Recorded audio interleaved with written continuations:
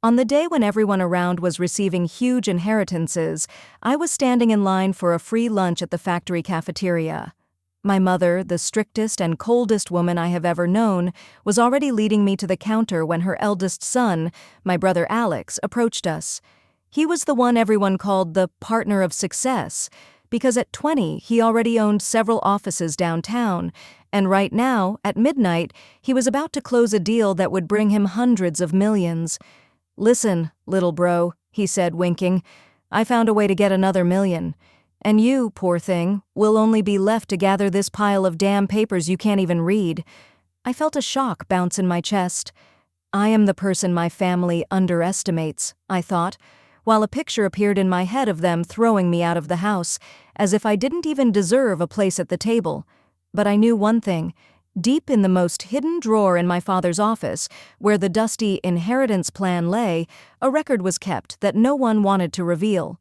It was a record stating that all the company's assets, including those my brothers and sisters dreamed of, had been officially transferred into a trust managed by my grandfather, and he, in turn, promised to give them to those who would work honestly and not to those who profit from others' mistakes. I still didn't know how to use this information, but I already felt that it could change everything. Right after this shocking moment, I promised myself, I will find a way to reveal the truth, and I will show everyone that even from the lowest places you can rise, when the truth lives in your heart. I began to remember my childhood, when my father, already old and exhausted by hard work, taught me how to properly handle tools, and said that true strength is in honesty and perseverance. I remembered how in school I was last on the list, but I still tried to get good grades, because I knew one day these grades might save me. Every day I returned to that box, feeling a cold stream of adrenaline seep into me. I found a small note hidden between old accounting books. "If you are reading this, it means you are ready for the truth." This note was from my grandfather, who, when young, wrote down his wishes in a reliable document that could change everything if opened at the right moment. I realized that this was my chance, but before I could fully uncover the contents, I suffered a new humiliation.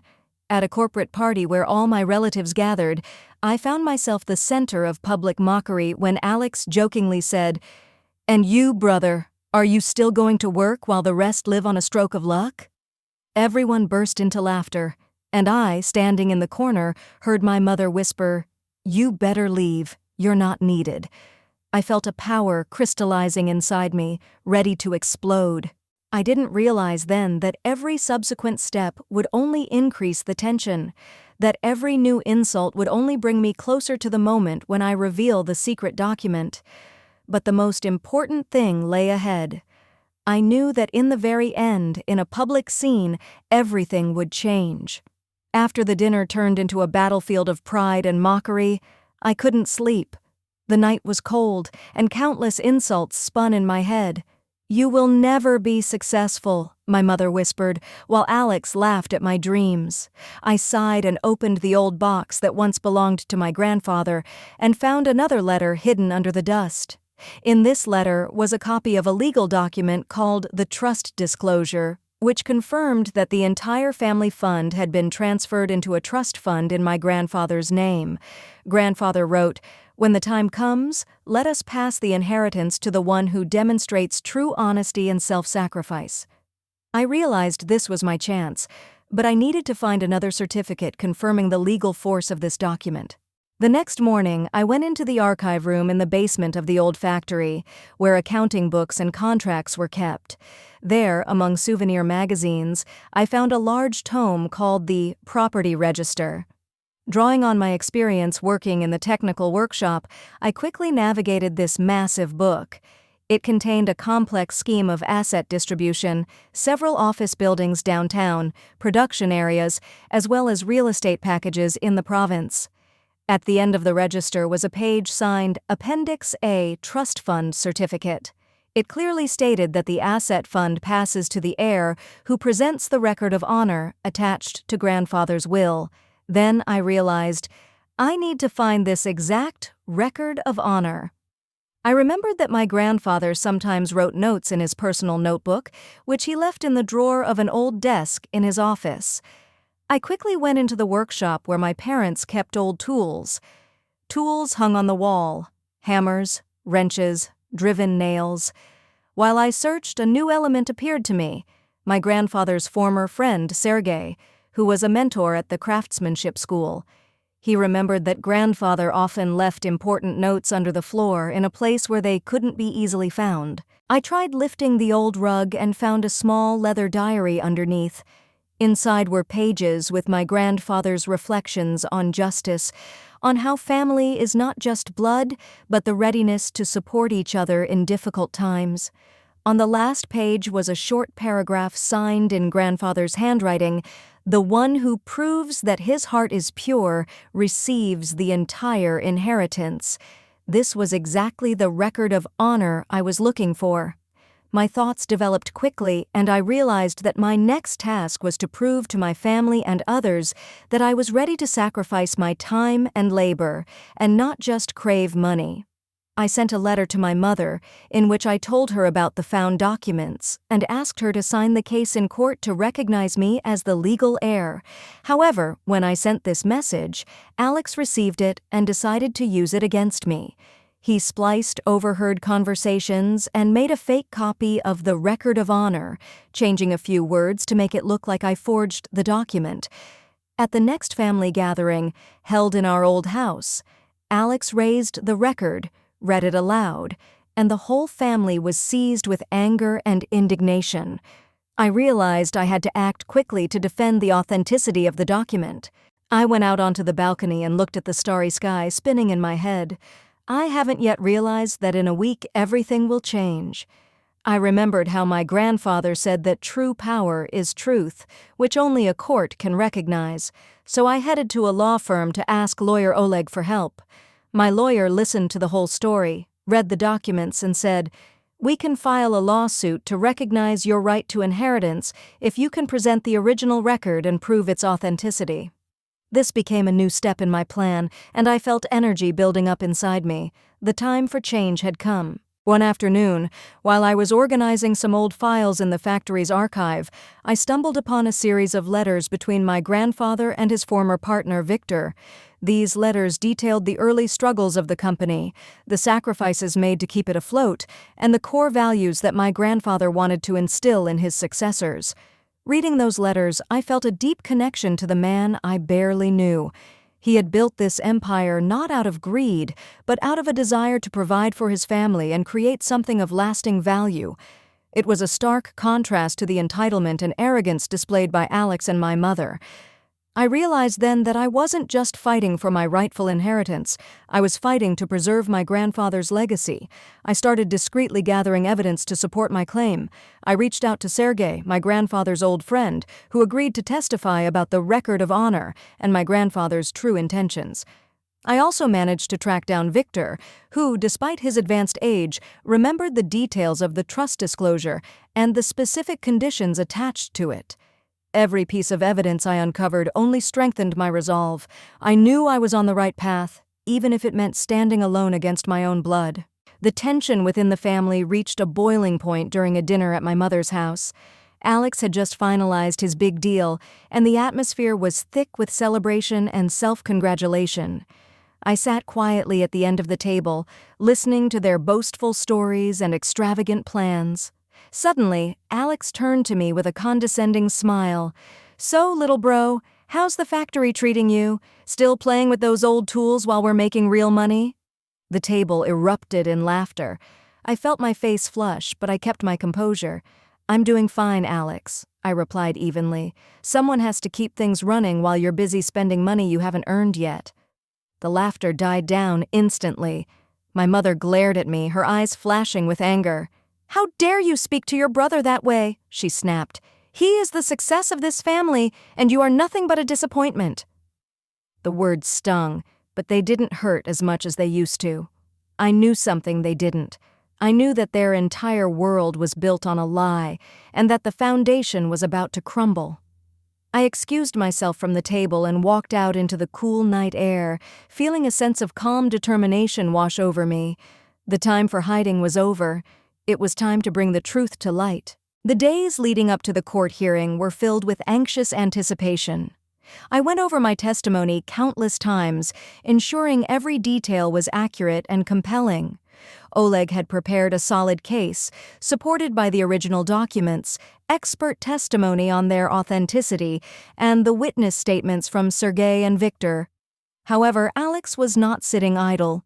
He had hired a team of high-priced lawyers who were determined to discredit me and invalidate my evidence. They filed motion after motion, trying to delay the proceedings and exhaust my limited resources. But I refused to give up. I drew strength from the memory of my grandfather and the knowledge that I was fighting for what was right. On the morning of the hearing, I stood outside the courthouse, taking a deep breath to steady my nerves. The imposing building seemed to loom over me, a symbol of the daunting task ahead. As I walked into the courtroom, I saw Alex and my mother sitting at the respondents' table, looking confident and dismissive. They clearly believed this was just another minor inconvenience, a desperate attempt by the disappointment of the family to grab a piece of the pie. They had no idea what was about to hit them. The proceedings began with Alex's lawyers painting a picture of me as a bitter, jealous sibling who had fabricated the documents to steal his rightful inheritance. They presented their forged version of the Record of Honor, claiming it was the true document. But Oleg systematically dismantled their arguments. He called the forensic expert who testified that Alex's document was a clumsy forgery, while mine was undeniably authentic. He then called Sergei and Victor, whose testimonies provided irrefutable proof of my grandfather's intentions and the existence of the trust. As the evidence piled up, the confident facade of Alex and my mother began to crack. They exchanged nervous glances, their arrogance replaced by growing panic. The turning point came when Oleg presented the letters between my grandfather and Victor, highlighting the core values of honesty and hard work that the inheritance was meant to reward. It became glaringly obvious that Alex, with his greed and deceit, was the antithesis of everything my grandfather stood for. When I took the stand, I didn't speak with anger or resentment. I spoke with a quiet conviction, detailing the years of hard work, the constant belittlement, and the discovery of the hidden documents. I explained that I didn't want the money for the sake of wealth, but to honor my grandfather's legacy and ensure the company was run with integrity. As I finished my testimony, I looked directly at Alex and my mother. The shock and disbelief on their faces were palpable. The truth had finally been revealed, and the public humiliation they had inflicted on me for years was now turned back on them. The judge's ruling was swift and decisive. He declared the trust disclosure and the record of honor valid, recognizing me as the sole legal heir to the family's assets. He also condemned Alex's actions, stating that his forgery and deceit disqualified him from any claim to the inheritance. The courtroom erupted in murmurs, but I felt only a profound sense of peace. The moral victory was mine, achieved not through revenge or manipulation, but through truth and perseverance. As I walked out of the courthouse, I didn't gloat or seek further confrontation. I had proven my worth, not just to my family, but to myself. The journey had been long and arduous, but it had taught me the true meaning of strength and character. I knew that the road ahead would be challenging as I took on the responsibility of managing the family's legacy, but I was ready. I had emerged from the shadows, no longer the underestimated little bro, but a man who had earned his place through honesty and hard work. And as I looked up at the sky, I knew my grandfather would be proud. This experience changed my life profoundly. It wasn't about the wealth, though the financial security was undeniable. It was about the vindication of my character and the realization that integrity ultimately triumphs over deceit. The factory, once a symbol of my grueling labor, now stood as a testament to my perseverance. I implemented the values my grandfather held dear, ensuring fair wages, safe working conditions, and a culture of respect and hard work. The company thrived, not through cutthroat deals or manipulative tactics, but through honest, diligent effort. As for Alex and my mother, the fallout was severe. The revelation of Alex's forgery ruined his reputation in the business community. His partners of success quickly distanced themselves, and his empire of deceit crumbled as fast as it had been built. My mother, forced to face the reality of her favored son's actions and her own harsh misjudgments, retreated into a bitter isolation. They had lost not only the inheritance they so desperately craved, but also the respect and standing they had built their lives upon. I didn't take joy in their downfall. In fact, I felt a twinge of pity for them. They had been so consumed by greed and superficial success that they had lost sight of what truly mattered. They had traded their integrity for wealth, and in the end, they had lost both. I offered to help them, to provide a modest allowance to ensure they wouldn't face utter ruin. But my offer was met with prideful silence. They couldn't accept charity from the son they had always deemed worthless. Looking back, I realized that the years of hardship and humiliation were necessary.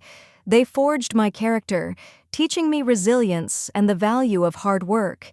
The discovery of the hidden documents was merely the catalyst that brought the truth to light. The real victory was in remaining true to myself and my grandfather's values, even when it seemed the whole world was against me. The inheritance was a reward, yes, but the true prize was the peace of mind and the knowledge that I had earned everything through honest, unwavering effort. The story of the record of honor became a legend within the company, a reminder to everyone that integrity is the true foundation of success. And as I sat in my grandfather's old office looking at the worn leather diary that had changed my life, I knew that the greatest inheritance I had received wasn't the assets or the money. It was the legacy of truth, the understanding that a pure heart and honest labor are the most valuable assets a person can possess. This is the lesson I will pass on to the next generation, ensuring that the true spirit of our family's legacy lives on.